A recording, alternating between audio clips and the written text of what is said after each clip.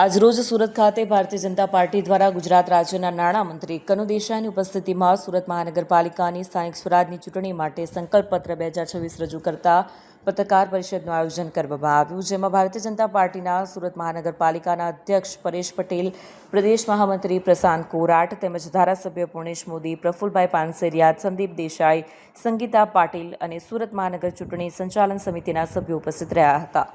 સમગ્ર ગુજરાત આજે જેને મિની વિધાનસભા કહીએ એ રીતની સ્થાનિક સ્વરાજ્યની ચૂંટણીમાં જઈ રહ્યું છે, ત્યારે સુરત શહેર સમગ્ર ગુજરાતનું સૌથી વધુ વિકાસ પામતું શહેર છે, ત્યારે સુરતના વિકાસ માટેનો સંકલ્પપત્ર આજે અમે પ્રદેશના મહામંત્રીશ્રી અને સુરતના ઇન્ચાર્જશ્રી પ્રશાંતભાઈની આગેવાની હેઠળ અને અમારા વિધાનસભાના ઉપાધ્યક્ષ શ્રી પૂર્ણેશભાઈ તેમજ દરેક ધારાસભ્યશ્રીઓ અને શહેર પ્રમુખ શ્રી પરેશભાઈની આગેવાની હેઠળ સંકલ્પપત્ર રજૂ કર્યું.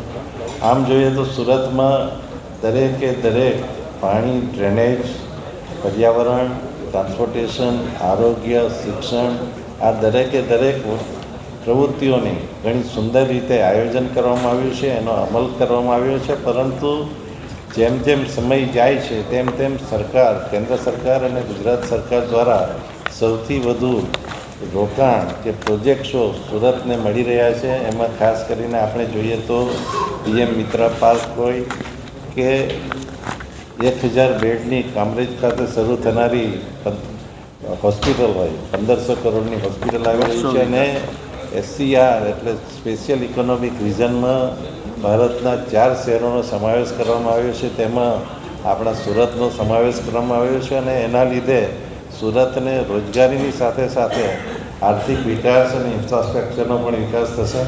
અને 2030ની કોમનવેલ્થ ગેમ છે, એ ગેમના ઘણા બધા સ્પોર્ટ્સ સુરતમાં થવાના છે. એ માટે સ્પોર્ટ્સ ઇન્ફ્રાસ્ટ્રક્ચરમાં પણ સુરત આખા ગુજરાતમાં સૌથી આગળ રહેશે, અને એ માટેની પણ આપણા સંકલ્પપત્રમાં વ્યવસ્થા કરવામાં આવી છે.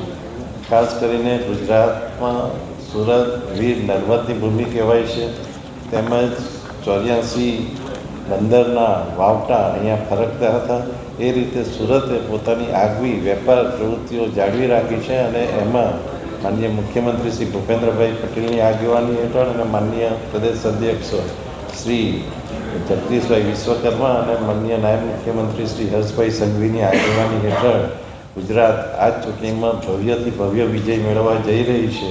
અને વિકાસના દરેક કામો અને લોકોનો હેપીનેસ ઇન્ડેક્સ સૌથી વધુ થાય એ માટેના પ્રયત્નો આ સંકલ્પપત્રમાં જાહેર કરવામાં આવ્યો છે. Thank you.